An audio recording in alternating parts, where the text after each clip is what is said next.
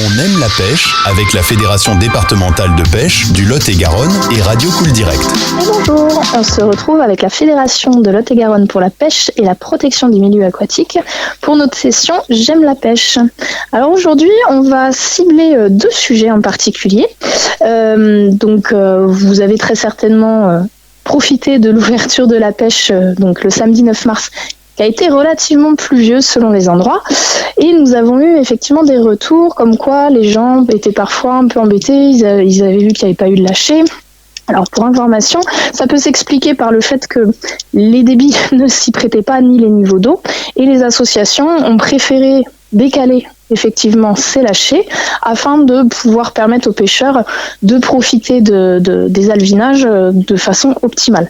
De toute façon, là, si les truites avaient été lâchées dans des débits d'eau tels, on n'en aurait pas vu la couleur. Donc les alevinages sont toujours en cours d'ailleurs, et chaque APPMA donc décide effectivement des endroits de lâcher, mais aussi de si la situation est, si c'est opportun en fait de lâcher à cette période ou pas.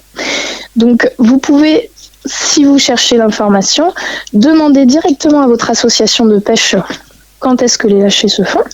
Vous pouvez les contacter directement par téléphone. Leur numéro, vous pouvez les retrouver directement sur notre site internet www.pêche47.com ou directement sur la carte dépliante qu'on fournit chez les dépositaires et les magasins d'articles de pêche ou le guide de la pêche. D'ailleurs, ces deux moyens de communication qui sert aussi de récapitulatif pour la réglementation, vous pouvez les retrouver en bas de la page d'accueil de notre site internet. Alors, ce qu'il faut que vous sachiez aussi, c'est que par rapport à l'ouverture, c'est que les truites, pour les lâchers qui ont pu être effectués, en tout cas, dans les grands cours d'eau, l'eau était turbide, donc il reste quand même beaucoup de truites parce qu'elles ont été difficiles à attraper. Donc quand les niveaux vont baisser, ça va être le moment de sortir la canne, d'enfiler les bottes et d'aller en profiter.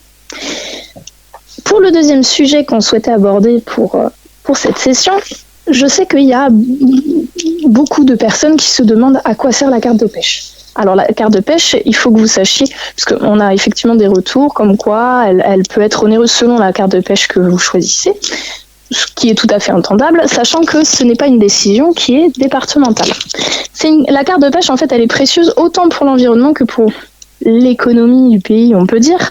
En fait, quand vous prenez votre carte de pêche, vous devenez adhérent d'une association agréée de pêche et de protection du milieu aquatique, au sein de laquelle, du coup, vous pouvez vous investir en tant que bénévole. Je rappelle d'ailleurs que si vous souhaitez vous investir, que vous avez votre carte de pêche, vous pouvez contacter l'APPMA du territoire sur lequel vous êtes adhérent ou adhérente, pour proposer vos services. Ça peut être effectivement aider pour les alevinages, participer à l'organisation de concours. Voilà, il y a plein de choses que vous pouvez faire pour votre association. Donc voilà, après c'est à vous de voir selon vos disponibilités. Vous pouvez aussi par exemple vous engager en tant que garde-pêche particulier si la PPMA en a besoin. Voilà. Donc en prenant votre carte de pêche, en fait, vous contribuez également à la création et au maintien de plus d'un millier d'emplois de personnel en France qui œuvrent quotidiennement pour la protection des milieux aquatiques et au développement de la pêche de loisirs. Je vais vous faire un petit récapitulatif du b.a.-ba de la carte de pêche. Pourquoi une carte de pêche ? Parce qu'on peut se poser la question, pourquoi est-ce qu'on a besoin d'une carte de pêche pour aller pêcher en France ? La carte de pêche, elle est obligatoire, parce qu'elle vous permet d'accéder aux zones de pêche. En effet, les droits de pêche, donc tout ce qui est berge et rive, ils appartiennent soit à l'État, pour ce qui est fleuves et canaux navigables, soit des propriétaires riverains, pour les rivières, lacs et étangs. Et du coup, les associations agréées de pêche, elles louent ce droit pour permettre aux pêcheurs de pratiquer leurs loisirs. Une partie du prix de la carte permet donc cette location. Je mets le mot entre guillemets. La carte de pêche, elle permet aussi de surveiller, entretenir, protéger les milieux et les espèces. Donc grâce à la carte de pêche, en fait, les associations et les fédérations d'ailleurs, elles peuvent mener des missions d'intérêt général qui leur sont confiées par la loi. Donc c'est tout ce qui est entretien, gestion, restauration des rivières. Et la carte de pêche, elle permet aussi d'informer les publics et d'animer les territoires. Elle permet de garantir en fait le fonctionnement d'un réseau d'information, d'animation et de surveillance sur la totalité du territoire français. En gros, le loisir pêche, ça représente aujourd'hui près de 1000 emplois directs. On a aussi cette question récurrente de « Ok, mais qu'est-ce qui finance la carte de pêche ?» Donc le montant total d'une carte de pêche, il comprend en fait 3 éléments. Il y a ce qu'on appelle la CPMA, c'est la cotisation pêche milieu aquatique. En fait, c'est une cotisation qui est gérée par la FNPF, donc la Fédération nationale, qui la redistribue quasi intégralement aux structures du réseau associatif de la pêche pour soutenir leur structuration et leur action.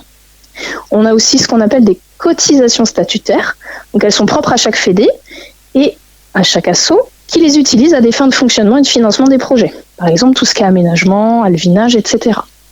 Et il y a aussi une autre redevance, la RMA, qui est la redevance milieu aquatique, et elle est reversée en fait à l'agence de l'eau, à laquelle est rattaché le département, où a été effectué l'achat de la carte de pêche. Dans le cadre de la politique de l'eau, en fait, les agences, elles soutiennent financièrement les actions menées par le réseau associatif de la pêche de loisirs. Bon, je pense que la plupart d'entre vous ont déjà leur carte ou savent où la prendre, mais un rappel ne fait pas de mal. Où est-ce qu'on peut se procurer sa carte ? La carte de pêche, du coup, elle est disponible uniquement sur Internet, 7 jours sur 7, 24 heures sur 24. Donc en fait, vous pouvez depuis chez vous l'acheter sur le site www.cartedepêche.fr. Là, vous êtes en totale autonomie. Vous la payez en direct, ou alors vous pouvez directement vous rendre, bon là c'est pas 7 jours sur 7, 24 heures sur 24, parce que ça dépend des horaires d'ouverture, mais chez un dépositaire qui peut être par exemple un détaillant d'articles de pêche, un tabac presse, un café, des commerces de proximité ou même des mairies, et eux du coup, ils vous permettent d'accéder à l'achat de la carte de pêche sans que vous ayez besoin vous-même de vous connecter sur Internet. Et en plus, généralement, ils ont les docs de communication et de réglementation que vous pouvez récupérer. Du coup, pour rappel, vous avez aussi une carte de pêche qui est adaptée aussi à vos pratiques et à votre âge potentiellement et à la façon dont vous pêchez. Est-ce que vous restez dans le département ou pas ? Pour vous permettre de pratiquer votre loisir en fait au gré de vos envies ou juste selon votre emploi du temps, en fait, le réseau associatif de la pêche met à votre disposition donc un ensemble de cartes qui répondent à vos attentes. Pour les adultes, on a la carte personne majeure qui permet de pêcher dans le département. Et on a aussi la carte découverte femme qui, elle, est réciprocitaire et permet de pêcher à une seule canne. Pour les jeunes, on a la carte personne mineure. Donc c'est du 12-18 ans qui permet de pêcher à 4 cannes. Et on a la carte découverte moins de 12 ans qui permet de pêcher à une canne. Alors, les moins de 12 ans, s'ils ont envie de pêcher à plus d'une canne, ils peuvent tout à fait prendre la mineure. Et on a aussi, du coup, la carte hebdomadaire et la carte journalière. Et je l'évoquais tout à l'heure aussi, la carte interfédérale qui permet de pêcher partout en France, à quelques exceptions près. Mais ça, il ne faut pas hésiter à vous renseigner sur les sites internet des fédés qui vous intéressent pour connaître les parcours de pêche et savoir si la réciprocité est active ou pas. Je rappelle également à vérifier aussi quand vous allez pêcher, que ce soit dans le Lot-et-Garonne ou ailleurs, il faut bien penser à regarder la réglementation qui, des fois, d'un département à l'autre, peut différer, peut y avoir des spécificités. On a fait le tour, en tout cas, de cette ouverture qui a été un peu pluvieuse et du récap sur la carte de pêche. Le mois prochain, on va se retrouver pour la préparation de l'ouverture de la pêche du carnassier. Attention, toutefois, dans l'ouverture de fin avril, en Lot-et-Garonne, le black bass n'est plus compris. Il faudra attendre le 15 juin. Donc voilà, on en parlera semaine prochaine. Et en attendant, je vous souhaite un beau début de saison 2024. On aime la pêche avec la Fédération départementale de pêche du Lot-et-Garonne et Radio Cool Direct.